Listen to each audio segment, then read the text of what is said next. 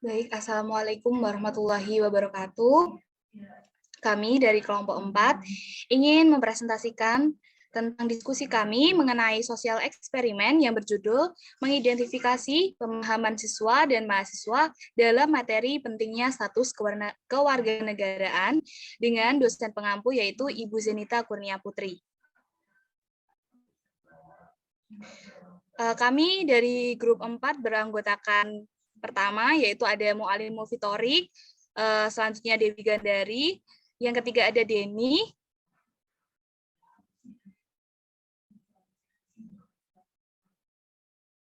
selanjutnya Safira, saya sendiri Cantika Dewi, dan yang terakhir Alinda Prajawati.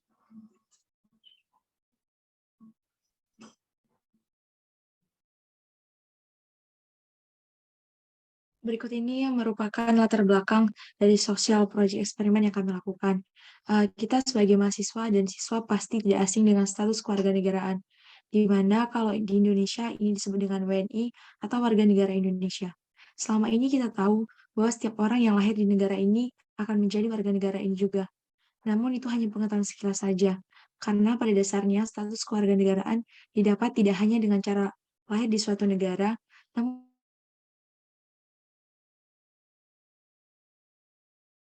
juga memiliki tata cara tersendiri dan yang paling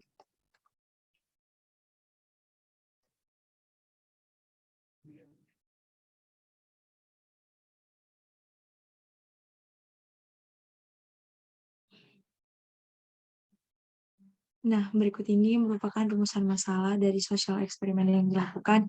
Yang pertama yaitu mengapa status kewarganegaraan dianggap penting. Yang kedua, apa manfaat pendidikan kewarganegaraan. Dan yang ketiga, bagaimana pemahaman tentang pentingnya status kewarganegaraan. Selanjutnya yaitu tujuan dari eksperimen kami. Yang pertama tujuan umum yaitu tujuan umum sosial eksperimen ini adalah untuk mengetahui pemahaman siswa dan mahasiswa dalam pentingnya materi kewarganegaraan. Untuk tujuan khususnya yaitu tujuan yang hendak dicapai oleh peneliti adalah untuk mengetahui sejauh mana pemahaman siswa dan mahasiswa dalam materi pentingnya status kewarganegaraan, serta memberi wawasan agar memahami arti penting status kewarganegaraan. Tinjauan teori dari eksperimen kami yaitu kewarganegaraan adalah hubungan antara individu dan negara dan menjamin hak dan kewajiban individu di bawah hukum internasional. Kewarganegaraan dapat menjadi latihan oleh anggota kolektif individu yang tindakan, keputusan, dan kebijakannya diakui melalui konsep hukum nasional yang mewakili individu tersebut. Kewarganegaraan juga merupakan bentuk pengakuan hak-hak suatu negara atas warga negaranya. Adanya kewarganegaraan ini akan memberikan status khusus kepada warga negaranya yang mempunyai hak dan kewajiban yang sama dengan warga negara lainnya.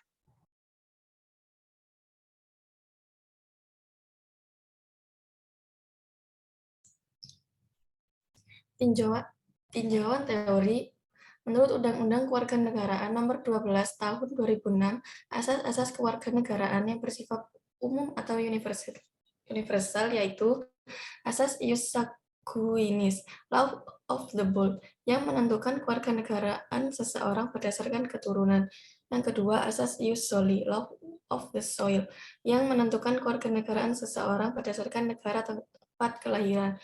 Yang ketiga, asas kenegaraan tunggal yang menentukan satu kewarganegaraan bagi setiap orang. Yang keempat, asas kewarganegaraan ganda yang menentukan kewarganegaraan ganda bagi anak-anak sesuai dengan ketentuan yang diatur dalam undang-undang. Status kewarganegaraan secara yuridis diatur oleh peraturan perundang-undangan nasional. Status kewarganegaraan penting bagi setiap orang dan merupakan hak individu untuk memilih kewarganegaraannya sendiri. Alasannya pentingnya kewarganegaraan dalam hukum internasional. Hak atas perlindungan diplomatik di luar negeri merupakan atribut penting dari kewarganegaraan. Negara memiliki kewajiban untuk melindungi warga negaranya di luar negeri. Metode penelitian teknik pengumpulan data.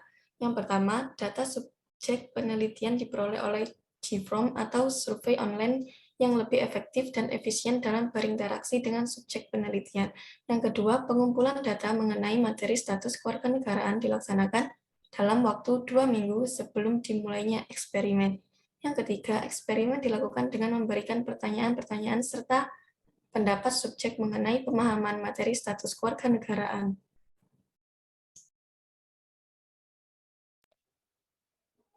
Baik, selanjutnya kita menuju ke segmentasi audiens.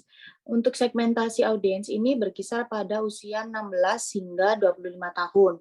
Untuk subjek penelitiannya sendiri yaitu siswa-siswi tingkat SMA dan mahasiswa tingkat perguruan tinggi yang berlokasi di Indonesia. Untuk selanjutnya yaitu hasil. Hasilnya yaitu telah berkumpul 27 responden, dengan kata lain telah melebihi target yang telah ditentukan. Lalu ada sebanyak 27 responden ini berasal dari berbagai institusi. Dan terakhir terdapat 3 soal uraian dan 3 soal pilihan ganda yang terisi semua oleh 27 responden dengan jawaban yang baik dan benar.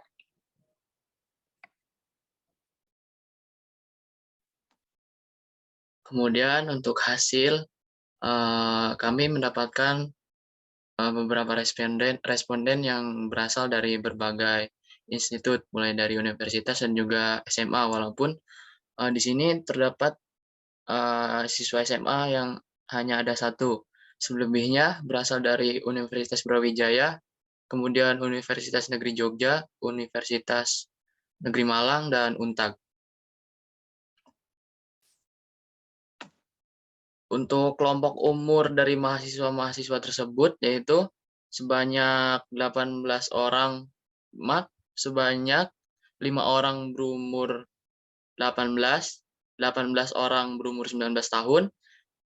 Untuk kelompok umur 20 tahun ada 1 orang, 21 tahun ada 2 orang, dan 23 tahun ada 1 orang. Untuk hasil pemahaman materi di sini kami memberikan 3 pertanyaan. Yang pertama itu bagaimana cara mendapatkan status kewarganegaraan di Indonesia. Nah, dari 70% responden ini menjawab semua jawaban benar. Jawabannya itu ada di bagian yang biru dan merah dan orange. Kemudian ada 11,1% menjawab mengajukan permohonan secara individu tertulis dalam bahasa Indonesia di atas kertas bermaterai cukup kepada Presiden melalui Menteri. Kemudian 14% menjawab memiliki darah hasil ibu atau ayah yang asli Indonesia. Sisanya menjawab menikah dengan orang Indonesia. Kemudian untuk pertanyaan kedua, bagaimana seorang bisa kehilangan status kewarganegaraan? Sebanyak 40,7% itu memperoleh kewarganegaraan lain atas kemauannya sendiri. Kemudian sebanyak 59,3% menjawab semua jawaban benar. Kemudian untuk pertanyaan ketiga, apakah konsekuensi jika seseorang tidak memiliki status kewarganegaraan? Di sini jawabannya sangat memuaskan sekali. 96,3% menjawab bagian A dan B itu benar. Kemudian sisanya menjawab tidak mendapatkan hak sebagai warga negara.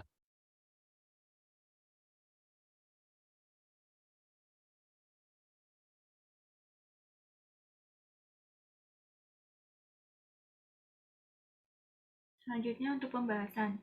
Yang pertama yang menjadi masalah adalah kemampuan mengingat dan daya konsentrasi. Kemudian pemberian soal yang terdapat lebih dari satu jawaban yang benar tersebut menimbulkan stimulus. Selanjutnya pada dasarnya pemberian soal yang menjebak atau memiliki lebih dari satu jawaban yang benar tidak memberikan pengaruh terhadap daya ingat dalam berkonsentrasi.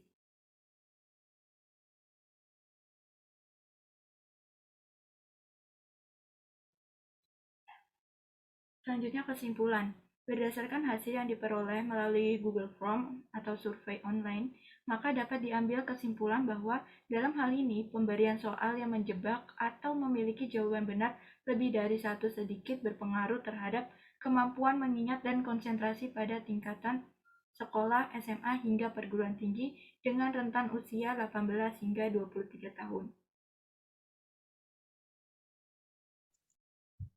Baik, terima kasih atas penyampaian dari teman-teman kelompok 4. Mungkin presentasinya bisa sampai di sini saja.